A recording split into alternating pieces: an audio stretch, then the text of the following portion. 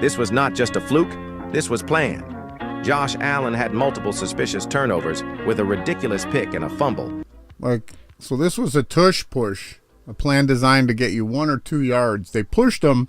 He broke out from the pack, was running, and absolutely just threw the ball away. Where he just blatantly dropped the ball in the open field. And on top of that, anytime there was any momentum going the Bills' way, there was a flag. Yeah, and you can see this in college football, high school football, all the different rules. And boom, momentum back with the Dolphins. Vegas just made a killing on this game, and you fell for their trap once again. The most amount of money and bets were placed on this game of all the early window games, so you knew this was going to be the one that was fixed. The question, though, is, are the players in on it like they are in the NBA, or is this planned by the NFL and the refs? Based on this game and others that have been similar, it seems like the players have their greedy hands all over this. Suddenly Tua just turns into prime Peyton Manning? I don't think so. What do you think?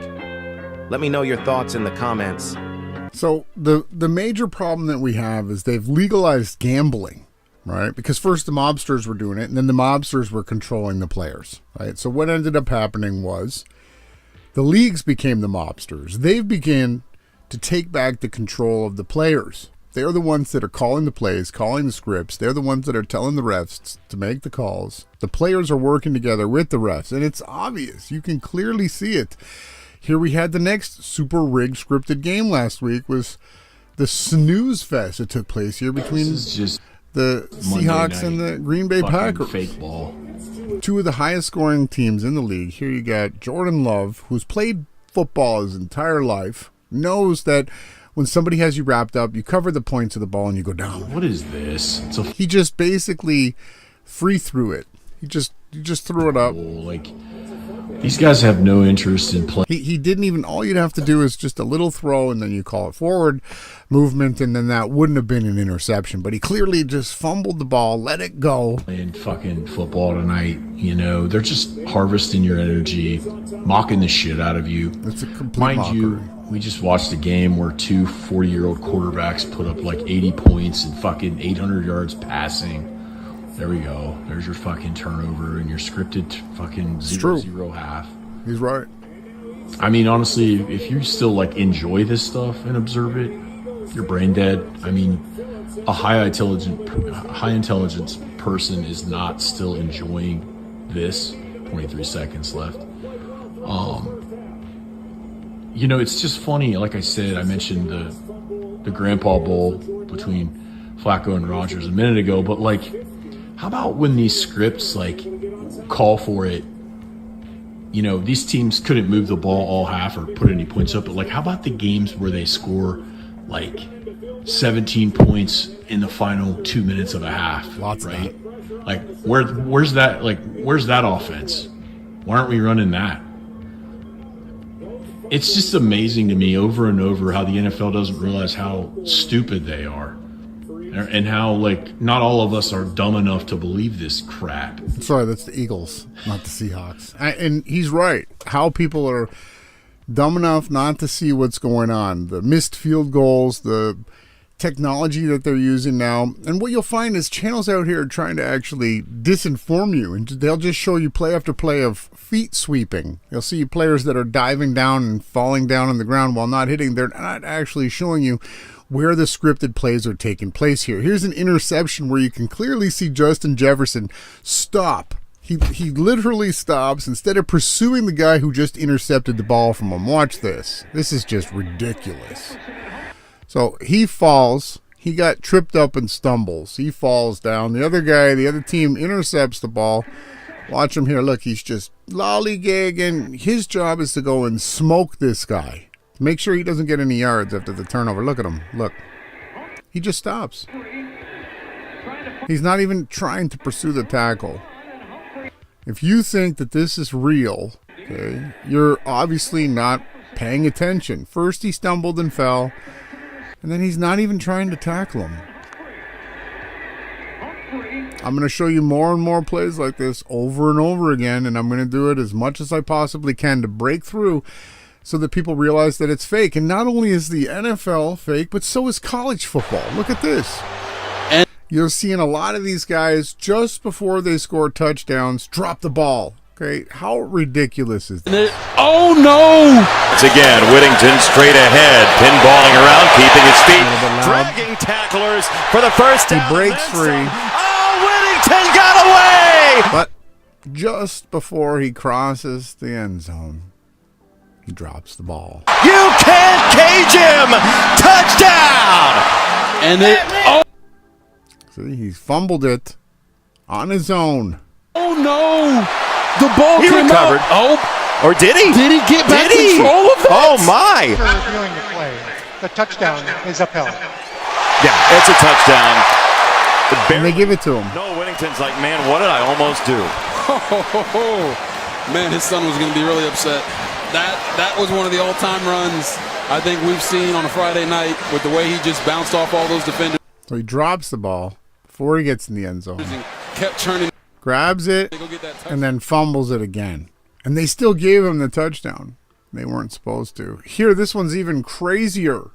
Trayvon Henderson breaks free, runs down to score a touchdown, and guess what? Just before he goes into the end zone, watch this, he looks over to his bench and asks, "Can I score?" He points to the end zone. See that again. Look at this. He looks, his team is over here, which you can't see off the screen. Behind us is his team, his coach. He looks, do you want me to score? And he runs it in for the touchdown. More. Here is you're going to see a Patriots player fake fall on his ass so that the Jets can score. I think what they're fighting over is the money line, not the cover. Lots of different things are being scripted. We'll see if I'm right or wrong on that. But I think the cover's in hand. I think they're going to end up fighting over the actual game before this fake theater's all said and done. So what you're going to see here is, I better fast forward it because let's not waste our fucking brain cells on this shit any more than we have to. Yeah, Get it to where we got it. And it's like earlier in the game I was watching, and it's like the Jets are such dummies. Like they don't even cover. Fields is going to drop back, and like you could tell Fields is just nervous as hell because they just never let him throw the ball anymore. Watch him here. Watch this throw. Some of your best friends would make this throw. Oh my gosh. So how he got that open, you're going to see in a minute, was just like some little fake move that happened that apparently laughing. Juked the DB out of his pants so badly that the most athletic guy in the world, as we're told, just falls down on the play. Give it a minute here. Here we go. So here he goes. You see him? He did like a little thing like this. Oh. And this guy just falls. Oh, like what? What? Like what happened there, man? Super, super easy to see that it's scripted, rigged, and fake. We're not done there. This one was crazy. Texas A&M was down 30-3 at halftime here. 30-3. So Texas A&M was a 17.5-point favorite. They were down 30-3 at half. And they were favored by 17.5 points. And then scored Texas 20 A&M. unanswered. They're undefeated. I mean, this shit is so rigged. I don't care that South Carolina's ass and Texas A&M is undefeated at home, number 3 in the nation. These are two SEC schools. It's mathematically impossible to choke a lead like that unless if you're doing it on purpose in that amount of time. And then just for icing on the cake, you got 3rd and goal from the 1. They had 1st and goal from the 1. And they... So he threw that pass backwards. He threw it backwards. Draw up that play, really? You really think these coaches are in these positions making that much money to draw up a play like that? No, of course not. It's intentional. It's a fake play. They could have just ran it up the middle twice in a row and definitely scored. Yeah. You need like 2 inches.